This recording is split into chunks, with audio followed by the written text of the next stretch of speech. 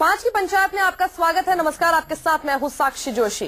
प्रधानमंत्री नरेंद्र मोदी ने अभी हाल ही में देश के लोगों को गुस्से पर काबू करने की नसीहत दी थी, भीड़ तंत्र और गोरक्षकों को समझाया था, लेकिन लगता नहीं कि पीएम की नसीहत और वार्निंग का किसी पर भी कोई असर हुआ है।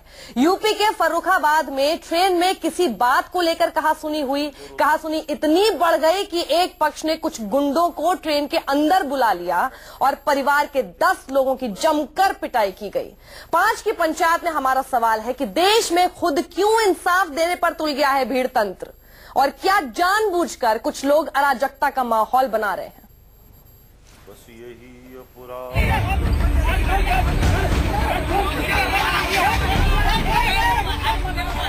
भीड़ तंत्र की ताजा तस्वीरें उत्तर प्रदेश के फर्रुखाबाद की हैं।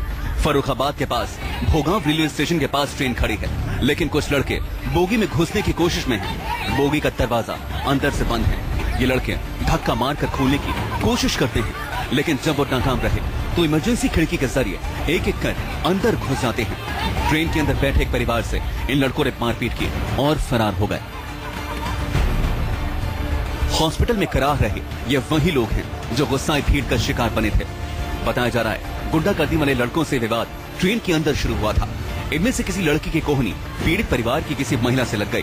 कहासुनी शुरू हो गई, लेकिन बाद में कुछ लड़कों को ट्रेन में बुला लिया गया और उन लड़कों ने इस परिवार से मारपीट की।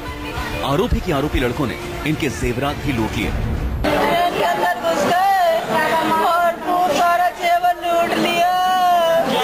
मेरे सोने की चैन पेंडिल, कानों की झुमकी, अंगूठी। चूंकि पीड़ित परिवार अल्पसंख्यक था, लिहाजा इस पर सियासत शुरू हो गई है। कहा जा रहा है कि अल्पसंख्यक परिवार को जानबूझकर निशाना बनाया गया। जिस तरह से लड़कों ने ट्रेन में बवाल काटा है, सवाल है कि देश में खुद क्यों इंसाफ देने पर तुल गया है भीड़ तंत्र, और क्या जानबूझकर कुछ लोग देश में अराजकता का माहौल बना रहे हैं। शिव कुमार, फर्रुखाबाद, न्यूज़ 24। आए दिन ये सब खबरें सामने आती रहती हैं। इस पर चर्चा के लिए हमारे साथ बीजेपी की तरफ से के शर्मा जी जुड़ गए हैं, साथ ही विजय शंकर तिवारी जो कि प्रवक्ता है वीएचपी के, मुफ्ती मौलाना नदीमुद्दीन साहब जो कि प्रेसिडेंट हैं उलेमा काउंसिल के, राजीव त्यागी कांग्रेस के प्रवक्ता, और साथ ही मौलाना अंसार रजा गरीब नवाज फाउंडेशन की तरफ से। आप सभी का बहुत बहुत स्वागत है।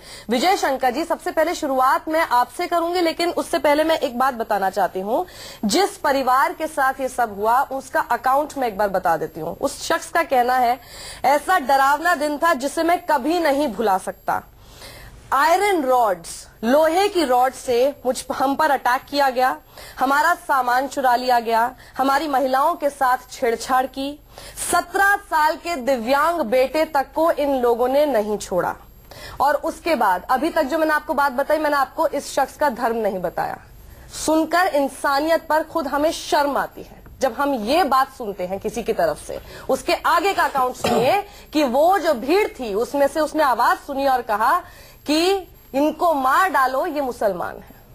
विजय शंकर जी, आपकी आत्मा नहीं रोती जब आप ऐसी बातें सुनते हैं? मैं अराजक लोगों का वकील नहीं हूं। जो अराजकता करते हैं इस प्रकार की, उनके मैं वकील नहीं हूं। मैं उस हिंदू समाज का प्रतिनिधित्व करता हूं जो शिवाजी ने अपने सामने आदर्श रखा था। शिवाजी को ध्यान में होगा, शिवाजी के सेना में ही कुछ लोग मुस्लिम महिला को लेकर के आए थे कि लिए लीजिए, तो शिवाजी ने तुरंत उसको प्रणाम किया कि बहन तुमको इसको तुरंत सुरक्षित इसके घर वापस ले जाओ। हम उस परिपाटी का वहन करने वाले लोग हैं। आपको एक बात ध्यान में होगा, ये चरखी दादरी आपने हरियाणा में सुना होगा। चरखी दादरी में एक विमान हादसा हुआ था और उसमें सभी मुस्लिम लोग थे। तो जब वो विमान हादसा हुआ चरखी दादरी में, हमारे परिषद के संघ के लोगों ने मुस्लिम बहनों को जो उनके परिवार से आए थे उनको वहां स्थान दिया जहां हमारी बहन बेटियां बैठती हैं। हम इस मामले में बहुत हमारा बिल्कुल रुख साफ है कि बहन बेटियों पर जिस प्रकार का ये किया गया है हम उसका समर्थन बिल्कुल नहीं करते हैं। ये अराजक लोग हैं और शासन अराजक लोगों को तुरंत पकड़ करके जो भी कठिन कड़ा से कड़ा दंड उनको देना चाहिए। आप सही कह रहे हैं, लेकिन राजीव त्यागी, सबसे बड़ी दिक्कत ये है, प्रधानमंत्री भी अपील कर चुके हैं। हम अगर इनको गोरक्षकों का नाम दे देते हैं, हम लोग तो ये कहते हैं कि वो भी जो करते हैं वो लोग अराजक ही तत्व होते हैं, वो लोग असामाजिक तत्व होते हैं। और कोई अगर मॉब लिंचिंग या फिर भारत माता की जय बुलवाने के नाम पर करता है, वो भी असामाजिक तत्व होते हैं। ये भी उन्हीं का एक हिस्सा है। ये क्यों नहीं रुक रहा है? भीड़ तंत्र कब तक इस तरह से इंसाफ मांगता रहेगा और खुद ही करता रहेगा? पुलिस किस लिए है? देखिए, संयम है कोतवाल तो अब डर काहे का, एक मुहावरा है जो मैंने पढ़ा। हो सकता है इस बात को सुन के बहुत से लोगों को बड़ी दिक्कत हो, लेकिन ये स्पष्ट है कि जब परिवार का मुखिया सांप्रदायिकता के आधार पर चुना गया हो, परिवार का मुखिया दंगों का आरोपी हो, और दंगों का आरोपी होना आज की डेट में देश में सबसे बड़ी क्वालिफिकेशन है। विकास करिए मत करिए, लेकिन गाय की बात करिए। विकास करिए मत करिए, हिंदुत्व की बात करिए। विकास करिए मत करिए, लेकिन धर्म की रक्षा करने का प्रण लीजिए। विकास करिए मत करिए, लेकिन लोगों को विकास धर्म के नाम पर उलझा करके रखिए। ये भारतीय जनता पार्टी की शैली है। मैं कहता हूं भारतीय संस्कृति तो बहुत प्रेम की संस्कृति है, और जो संस्कृति ये कहती हो किसी की मुस्कुराहटों पे हो निसार, किसी का दर्द मिल सके तो ले उधार, किसी के वास्ते तेरे दिल में हो प्यार, जीना इसी का नाम है।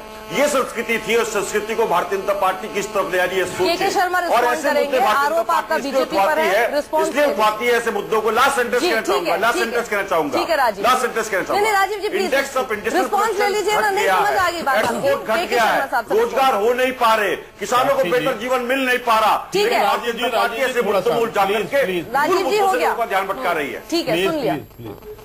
साक्षी जी, देखिए आपने जो चर्चा का विषय उठाया, ये एक समाज में जो आज के समय पर अराजकता की जो भावना है और जो सामाजिक समरसता को लेकर, यानी इस तरह की जो भेड़ तंत्र की जो बात आपने की, ये एक सामाजिक समस्या भी है। बिल्कुल। लेकिन इसको जो है राजीव जी राजनीतिक रंग देना चाह रहे हैं। जब वो राजनीतिक रूप में इसको ले जा रहे हैं, तो मैं आपको स्पष्ट करूं कि देखिए कांग्रेस की एक स्वरूप देखिए। कल ही आपने सुना होगा राजस्थान में जो एक गैंगस्टर का जो इनकाउंटर हुआ था, इनके नेता थे दिग्विजय सिंह।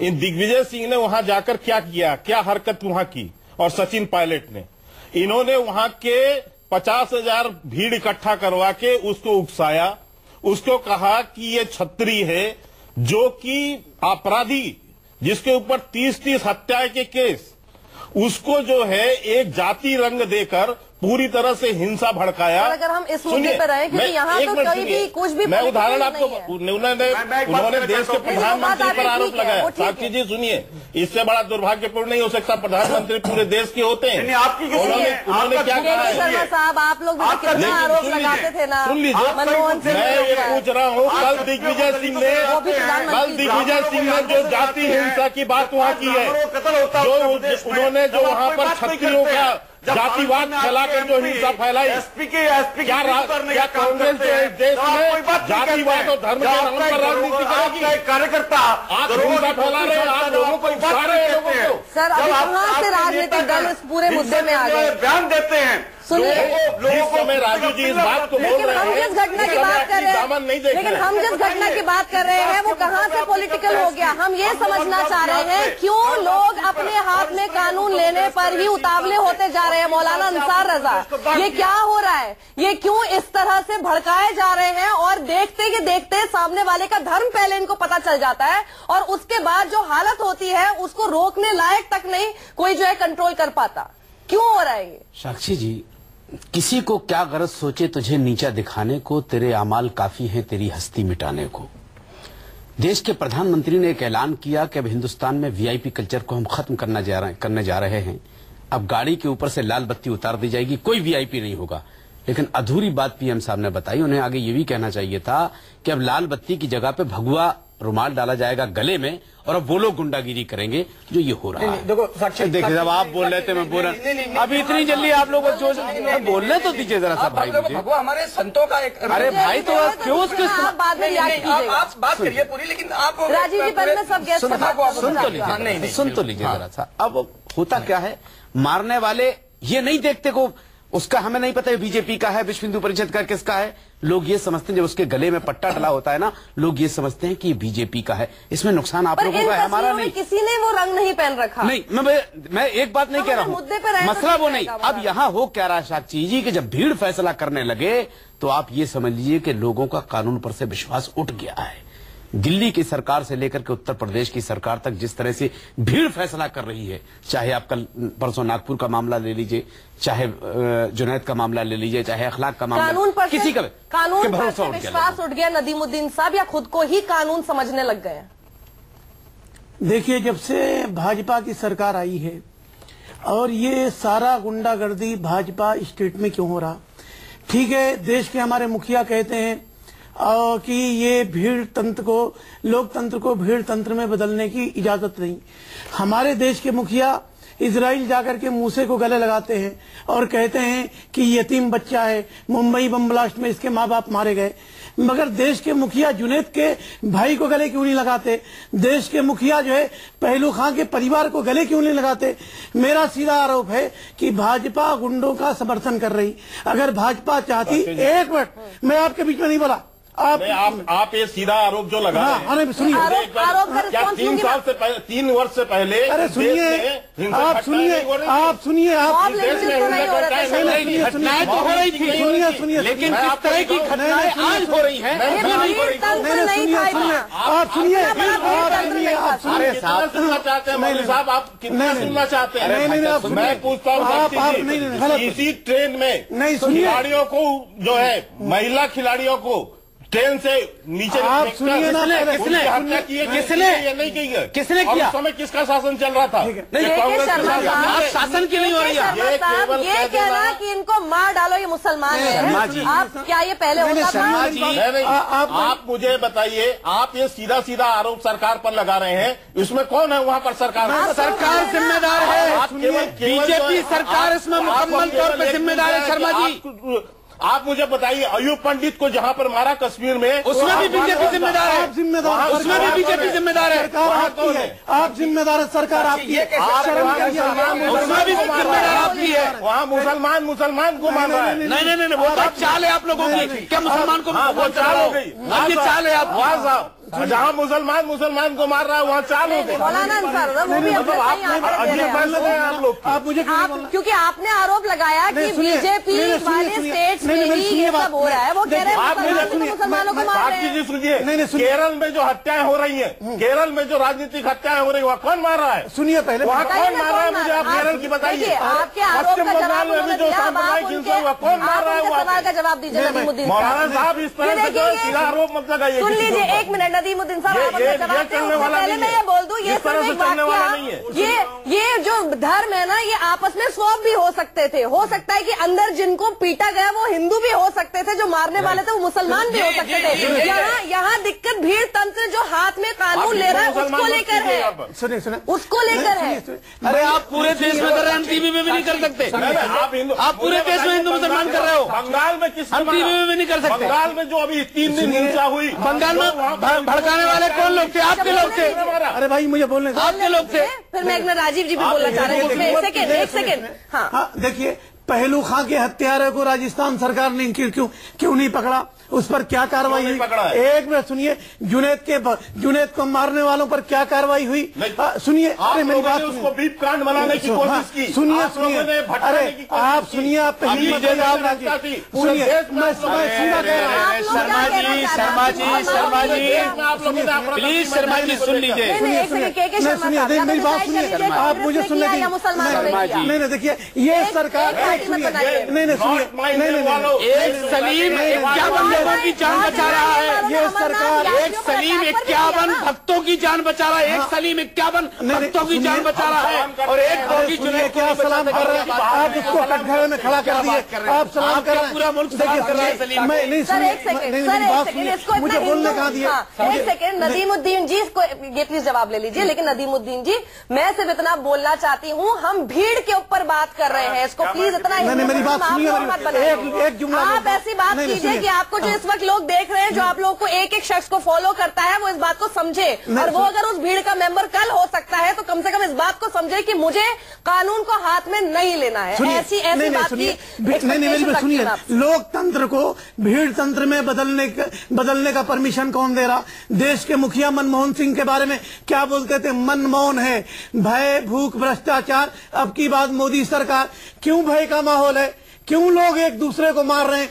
क्यों लोकतंत्र भीड़ तंत्र में बदल रहा? देश के मुखिया इजराइल जाकर के मूसे को गले लगा सकते हैं, देश के मुखिया क्यों कार्रवाई नहीं कर रहे हैं? मैं कहता हूँ बीजेपी प्रधानमंत्री, मोदी जी देश के प्रधानमंत्री, मैं कहता हूँ क्यों कार्रवाई नहीं कर रहे हैं? आप 2019 तक रहेंगे तो देश के प्रधानमंत्री से पूछ रहे हैं। मैं देश के मुखिया कि अब मनमोहन क्यों है? देश के मुखिया सुनिए देश के प्रधानमंत्री होने से रुक नहीं जाएंगे। मैं कह रहा हूँ एक को फांसी पे लटका दो। गुजरात में कानून है कि जो गाय को मार दे, सुनिए, उसको फांसी पे लटका दिया जाएगा। एक मुसलमान को मार दिया जा रहा है, जिंदा जला दिया जा रहा है। सरकार क्यों लापरवाह है? सरकार कानूनी कार्रवाई क्यों नहीं कर रही? मैं कहता हूँ कोटा लगाओ।